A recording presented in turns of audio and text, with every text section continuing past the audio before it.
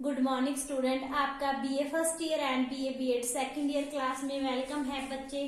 तो आज हम जो टॉपिक करने जा रहे हैं उसका नाम है संगम एज, संगम काल या संगम युग। तो इसमें हम पढ़ेंगे उनकी लिटरेचर, सोसाइटी एंड कल्चर के बारे में। किसके बारे में पढ़ेंगे? लिटरेचर, सोसाइटी एंड कल्चर, उनके साहित्य, समाज और संस्कृति के बारे में। तो संगम बच्चे उस साहित्य को बोलते हैं, इसमें हम जो संगम साहित्य की या संगम काल की बात करते हैं तो उसमें हम दक्षिण भारत के राज्यों को शामिल करेंगे। तो संगम साहित्य में हम दक्षिण भारत के 3 राजवंशों के बारे में पढ़ेंगे। कौन से 3 राजवंश थे? चेर, चौल और पांड्य। कौन से थे? चेर, चौल और पांड्य। इन 3 राजवंशों के उनके साहित्य के बारे में, उनके सामाजिक जीवन के बारे में, आर्थिक जीवन और उनकी शासन व्यवस्था के बारे में हम चर्चा करेंगे। क्लियर? तो इनका जो साहित्य लिखा गया था वो कौन सी भाषा में लिखा गया था? तमिल भाषा में लिखा गया था। क्लियर? तो आगे नेक्स्ट हम करते हैं संगम का अर्थ, कि संगम का अर्थ क्या था? मीनिंग ऑफ संगम। तो इसका अर्थ था सभा, संघ या अकादमी। क्या था? सभा, संघ या अकादमी। तो ये बच्चे क्या था? ये संगम क्या था? तमिल कवियों और विद्वानों का एक संगठन था, जिसमें तमिल कवि और विद्वान मिलकर क्या करते थे? साहित्य की रचना या काव्य रचना करते थे। और कहा जाता है कि तमिल परंपरा के अनुसार जो पांड्य शासक थे उन्होंने 3 बार संगम साहित्य या संगम की सभाओं का संगठन किया था। कितने बार? 3 बार किया था। क्लियर? तो इन तीनों के बारे में हम जो संगम काल में इन कवियों के द्वारा जितना भी साहित्य रचा गया था उसको हम बोलते हैं संगम साहित्य। तो इसकी कितनी जो मीटिंग्स, जहाँ सभाएं हुई थी वो 3, जिसमें प्रथम हम करते हैं प्रथम संगम। तो इसकी जो अध्यक्षता की थी वो किसने? इसकी प्रधानगी की थी ऋषि अगस्त्य ने की थी। और ये मीटिंग हुई थी दक्षिण भारत के क्षेत्र ठैनवा दुरई में। पांड्य शासकों के अंडर आता था ये क्षेत्र ठैनवा दुरई में इनकी जो सभा हुई थी। और इस सभा में बच्चे 549 कितने? 549 सदस्यों ने भाग लिया था। और इसमें लगभग 4499 कवियों की रचनाओं को प्रकाशन के लिए स्वीकृत किया गया था। और इस जो प्रथम संगम की प्रमुख रचनाएं थी वो थी अकतियम, परिपदल, मधुनरे, कलरिया विरय। ये समय की प्रथम रचनाएं थी। और दुर्भाग्य की बात है कि आज हमें इन रचनाओं में से कोई एक भी रचना उपलब्ध नहीं होती है। क्लियर? तो बच्चे आपका जो प्रथम संगम है या द्वितीय या तीसरा संगम, तीनों ही आपके लिए शॉर्ट क्वेश्चन बनेंगे, वेरी इंपॉर्टेंट। ये आपने नाम क्या है अपने माइंड में इनको या ट्रिक बना के याद करना है कि कौन से संगम की कौन सी रचना रची गई थी, कौन से संगम में कितने कवियों ने भाग लिया था, या इनके सदस्यों की संख्या क्या थी। क्लियर?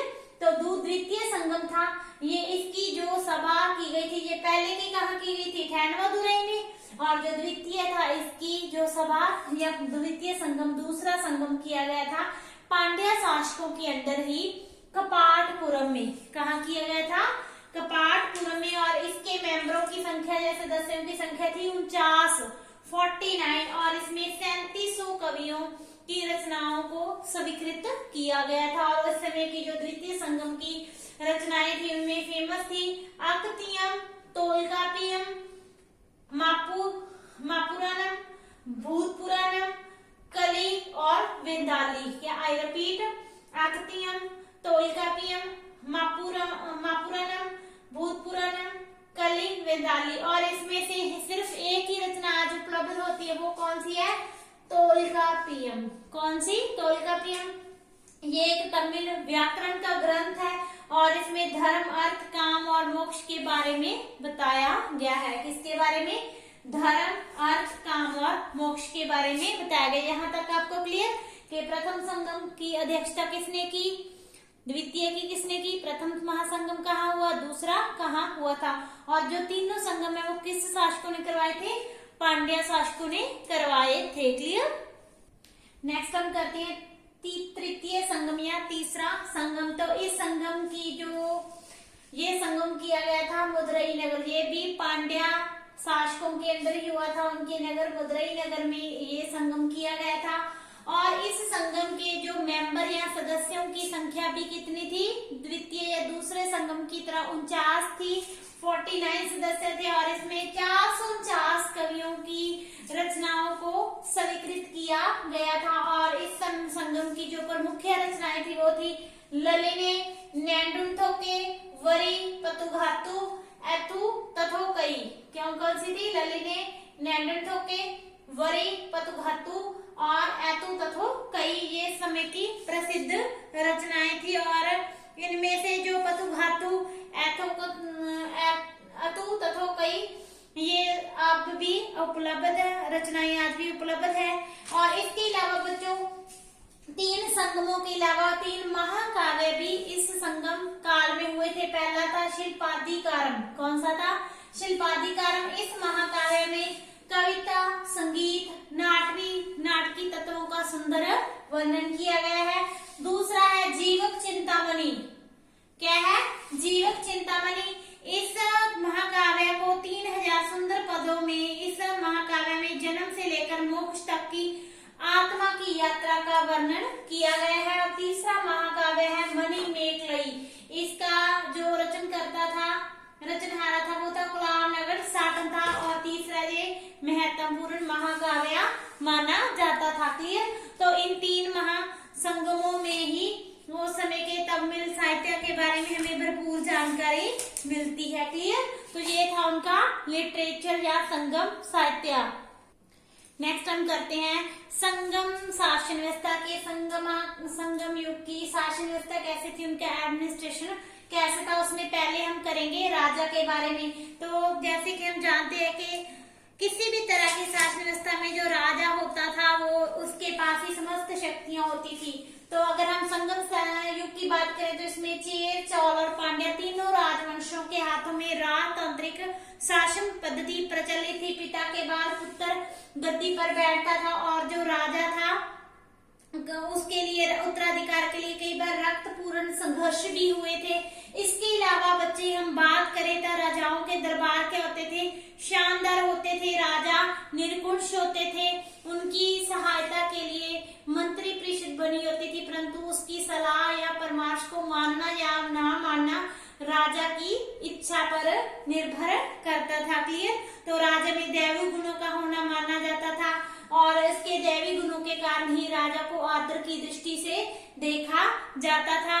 और इस तरह राजा का प्रतिदिन राजा अपना दरबार लगाता था जिसमें वो जनता की समस्याओं और कष्टों को सुनता था और उनका निवारण भी करता था। क्लियर? उसके बाद बच्चे हम करते हैं मंत्री परिषद के बारे में। तो राजा की हेल्प के लिए कि बहुत से मंत्री होते थे जिनको मंत्री परिषद का नाम दिया जाता था। उनका कर्तव्य राजा को सलाह देना होता था।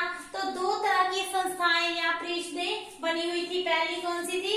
एन पेरू नकलू और दूसरी थी एन पेरायम। तो पहली संस्था में पुरोहित होते थे, मंत्री, सेनानायक, गुप्तचर, राजदूत, ये 5 अधिकारी होते थे। आई रिपीट, मंत्री, पुरोहित, सेनानायक, राजदूत और गुप्तचर। जो दूसरी संस्था होती थी एन पेरायम, ये नौकरशाही प्रमुख नागरिकों और सेना की देखरेख करती थी। क्लियर?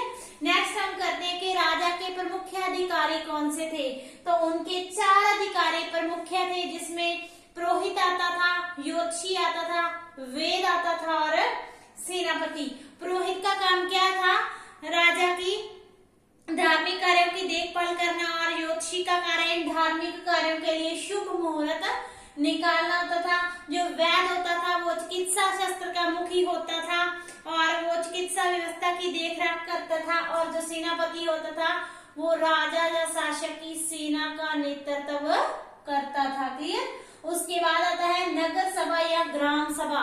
तो जो चेर, चौल और पांड्या राजा थे उनकी जो छोटी इकाई थी वो नगर सभा और ग्राम होते थे। और नगरों का संचालन में जो नगर सभा का मुख्य कार्य न्याय व्यवस्था के संचालन में राजा को सहायता देना, नगर की समस्याओं पर राजा का ध्यान आकर्षित करवाना।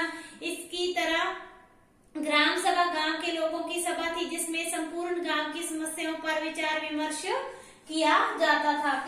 उसके बाद बच्चे हम करते हैं संगम काल की सेना व्यवस्था बारे में, तो उस समय जो प्रत्येक राजा के अत्यधिक शक्तिशाली सेना रखता था, क्योंकि जो संगम काल के राजा थे वो बड़े महत्वाकांक्षी थे और प्रत्येक राजा में अधिराजा बनने की महत्वाकांक्षा या इच्छा बनी होती थी। इसके लिए वो अपने साम्राज्य का विस्तार करने के लिए उन्होंने अपनी सेना को 4 भागों में बांटा हुआ था। उनकी सेना के भाग थे पैदल सेना, घोड़सवार सेना, रथारोही सेना जिसमें रथ होते थे, गजरोही सेना मतलब हाथी सेना होती थी, और इनके जो हथियार होते थे उनमें हम तलवार, धनुष, बाण, ढाला, भाला, कवच, ढाल, ये उनके प्रमुख अस्त्र शस्त्र होते थे।